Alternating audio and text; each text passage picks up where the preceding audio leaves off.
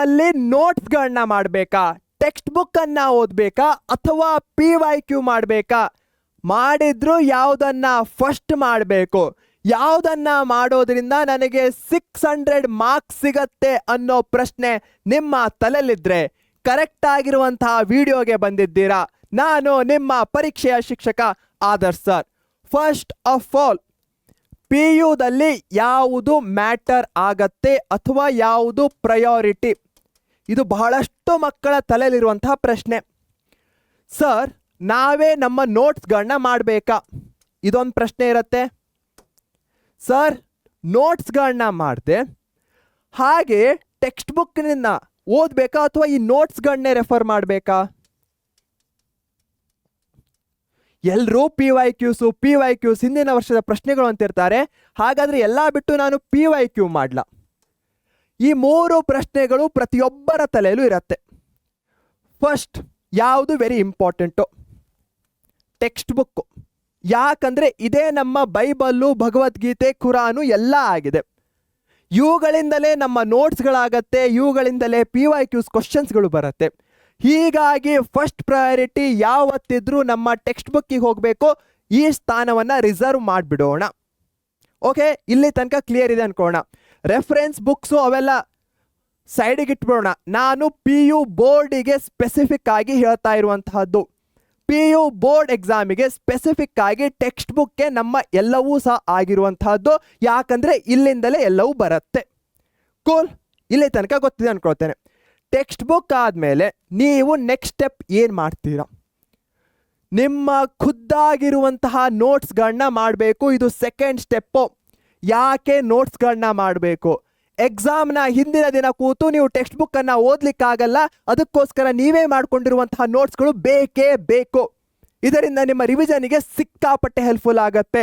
ನಿಮ್ಮ ಏಮ್ ಏನಾದರೂ 600 ಇತ್ತು ಅಥವಾ 550+ ಏನೇ ಇತ್ತಂದ್ರೂ ಅದಕ್ಕೆ ನೀವು ನೋಟ್ಸ್ಗಳನ್ನ ಮಾಡಲೇಬೇಕು. ಇದರಲ್ಲಿ ಯಾವುದೇ ಎರಡು ಮಾತಿಲ್ಲ. ಹಾಗೆ ನಿಮ್ಮ ಗೋಲ್ ಏನು, 600 ಏನಂತ ಕಮೆಂಟಲ್ಲಿ ಹಾಕಿ. ಯಾಕಂದರೆ ನೀವು ಮಾಡುವಂತಹ ಪ್ರತಿಯೊಂದು ಸ್ಟೆಪ್ಪು ಈ ಗೋಲಿನ ಕಡೆ ಇರಬೇಕು. ನಿಮ್ಮ ಗೋಲೇ ನಿಮ್ಗೆ ಕ್ಲಿಯರ್ ಇಲ್ಲ ಅಂದರೆ ಎಷ್ಟೇ ಎಫರ್ಟ್ಸ್ಗಳನ್ನ ಹಾಕಿದ್ರೆ ಏನು ಉಪಯೋಗ? ಹೀಗಾಗಿ ನಿಮ್ಮ ಗೋಲ್ ಕ್ಲಿಯರ್ ಇದೆ ಅಂದ್ಕೊಳ್ತೇನೆ. 600 ನಮ್ಮ ಗೋಲ್ ಆಗಿರಬೇಕು. ನೆಕ್ಸ್ಟು, ಟೆಕ್ಸ್ಟ್ ಬುಕ್ನಿಂದ ನೋಟ್ಸ್ಗಳನ್ನ ಮಾಡ್ಕೊಳ್ತೀರಾ. ನೋಟ್ಸು, ಟೆಕ್ಸ್ಟ್ ಬುಕ್ಕು ಇಷ್ಟೇ ಸಾಕಾ? ಇದಕ್ಕಿಂತ ವೆರಿ ಇಂಪಾರ್ಟೆಂಟ್ ಲಾಸ್ಟಲ್ಲಿ ಬರುವಂತಹದ್ದು PYQsಗಳನ್ನ ಮಾಡೋದು. ಯಾಕೆ ಎಲ್ಲರೂ ಪ್ರೀವಿಯಸ್ ಇಯರ್ ಕ್ವಶನ್ಸ್ಗಳ ಬಗ್ಗೆ ಮಾತಾಡ್ತಾರೆ ಅಂದರೆ ಇಲ್ಲಿಂದಲೇ ಬಹಳಷ್ಟು ಕ್ವಶನ್ಸ್ಗಳು ಬರುತ್ತೆ. ಇಂತಹದೇ ಪ್ಯಾಟರ್ನ ಕ್ವಶನ್ಸ್ಗಳು ಬಹಳಷ್ಟು ಬಾರಿ ರಿಪೀಟ್ ಆಗುತ್ತೆ. ಯಾಕಂದರೆ ಬೋರ್ಡಿಗೂ ಸಹ ರೆಫರ್ ಮಾಡಿ ಟೆಕ್ಸ್ಟ್ ಬುಕ್ ಯಾರು ಪೇಪರ್ ಸೆಟ್ ಮಾಡಿರ್ತಾರೋ ಅವ್ರು ಏನೋ ಒಂದು ಯೋಚನೆ ಮಾಡಿ ಪೇಪರ್ ಸೆಟ್ ಮಾಡಿರ್ತಾರೆ. ಹಾಗೆ ಮುಂದೆ ಬರೋರಿಗೂ ಸಹ ತಲೆಯಲ್ಲಿ ಇದೇ ಇರುತ್ತೆ, ನಾನು ಸ್ಟೂಡೆಂಟ್ನ ಈ ಒಂದು ಪಾಠದಲ್ಲಿ ಈ ಲರ್ನಿಂಗನ್ನು ಚೆಕ್ ಮಾಡಬೇಕು ಅಂತ. ಅದಕ್ಕೋಸ್ಕರ ಅವರು ಅದೇ ರೀತಿಯ ಡಿಫ್ರೆಂಟ್ ಪ್ರಶ್ನೆಗಳನ್ನ ಕೇಳ್ತಾರೆ. ಲರ್ನಿಂಗ್ ಔಟ್ಕಮ್ಸ್ ಅಂತ ಇರುತ್ತೆ. ಯಾವುದೇ ಚಾಪ್ಟರನ್ನು ಓದ್ಮೇಲೆ ಮಗುವಿಗೆ ಯಾವ ಯಾವ ಪಾಯಿಂಟ್ಸ್ಗಳು ಅರ್ಥ ಆಗಬೇಕು ಅಂತ ಇರುತ್ತೆ. ಹಾಗೆ ಪ್ರತಿಯೊಂದು ಚಾಪ್ಟರ್ನಲ್ಲೂ ಈಸಿ ಆಗಿರುವಂಥ ಕ್ವಶನ್ಸ್ಗಳಿರುತ್ತೆ, ಡಿಫಿಕಲ್ಟು, ಮಾಡ್ರೇಟ್ ಕ್ವಶನ್ಸ್ಗಳಿರುತ್ತೆ. ಹೀಗಾಗಿ ಪೇಪರ್ ಸೆಟ್ ಮಾಡೋರು ಅದೇ ರೀತಿ ಮಾಡಿರ್ತಾರೆ. ಇವೆಲ್ಲ ನಮಗೆ ಅರ್ಥ ಆಗೋದು PYQsನಿಂದ. ಹಾಗೆ PYQsಗಳನ್ನ ರೆಫರ್ ಮಾಡಿದಾಗ ನಮಗೂ ಸಹ ಗೊತ್ತಾಗತ್ತೆ ಎಲ್ಲಿ ನಾನು ಎಕ್ಸ್ಟ್ರಾ ಎಫರ್ಟ್ಸ್ಗಳನ್ನ ಹಾಕಬೇಕು, ಯಾವುದು ಇಂಪಾರ್ಟೆಂಟು, ಇವೆಲ್ಲವೂ ಸಹ ನಮಗೆ ಗೊತ್ತಾಗೋದು ಎಲ್ಲಿಂದ? ಇದೇ PYQsಗಳಿಂದ.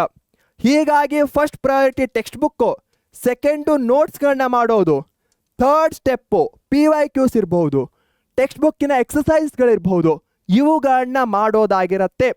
ಈ 3 ಸ್ಟೆಪ್ಸ್ಗಳು ಕ್ಲಿಯರ್ ಆಗಿದ್ದರೆ ವಿಡಿಯೋವನ್ನು ಲೈಕ್ ಮಾಡಿ. ಯಾವುದು ಇಂಪಾರ್ಟೆಂಟ್ ಅಂತ ಹೇಳಿದ್ದೇನೆ, ಯಾವುದ್ರ ಮೇಲೆ ಎಕ್ಸ್ಟ್ರಾ ಎಫರ್ಟ್ಸ್ ಹಾಕಬೇಕು ಅಂತ ಹೇಳಿದ್ದೇನೆ, ಹಾಗೆ ಯಾವುದನ್ನು ಮಿಸ್ ಮಾಡಲೇಬಾರ್ದು ಸಹ ಅಂತ ಹೇಳಿದ್ದೇನೆ. ಇವೆಲ್ಲ ನಿಮ್ಮ PU ಬೋರ್ಡ್ ಎಕ್ಸಾಮಿಗೆ ಸ್ಪೆಸಿಫಿಕ್ ಆಗಿರುವಂತಹದ್ದು. And I hope you will follow all these steps. ನಿಮ್ಮ ಗೋಲ್ ಎಷ್ಟಿದೆ ಅಂತ ಕಮೆಂಟಲ್ಲಿ ಹಾಕಿರ್ತೀರ ತಾನೆ. ನಿಮ್ಮ ಪ್ರತಿಯೊಂದು ಕಮೆಂಟನ್ನು ನಾನು ಓದ್ತೇನೆ. ಖುಷಿ ಆಗತ್ತೆ ಪ್ರತಿಯೊಂದು ಕಮೆಂಟನ್ನು ನೋಡಿ. ಯಾಕಂದರೆ ನನಗೆ ನಿಮ್ಮ ಜೊತೆ ಮಾತಾಡಲಿಕ್ಕೆ ಇರುವಂತಹ ಒಂದೇ ಒಂದು ಮಾಧ್ಯಮ ಅಂದರೆ ಆ ಕಮೆಂಟ್ ಆಗಿರುವಂತಹದ್ದು. ಫಿಸಿಕಲಿ ಯಾರೂ ಕಾಣಲ್ಲ. ಹೀಗಾಗಿ ಆದಷ್ಟು ಕಮೆಂಟನ್ನು ಮಾಡಿ, ಆದಷ್ಟು ಚಿಲ್ಲಾಗಿ ನಮ್ಮ ಗೋಲ್ಸ್ಗಳನ್ನ ಅಚೀವ್ ಮಾಡೋಣ.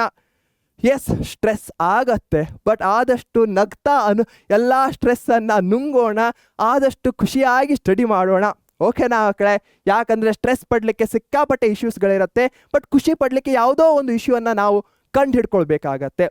ಇದೇ ನೋಟ್ನಲ್ಲಿ ಬಾಯ್ ಅಂತ ಹೇಳೋ ಸಮಯ. ಖುಷಿಯಾಗಿರಿ, ನಗ್ತಾ ಇರಿ. ನಮ್ಮ ಪರೀಕ್ಷೆ ಚಾನಲ್ನ ಇನ್ನೂ ಸಬ್ಸ್ಕ್ರೈಬ್ ಮಾಡಿಲ್ಲ ಅಂದರೆ ಸಬ್ಸ್ಕ್ರೈಬ್ ಮಾಡಿ.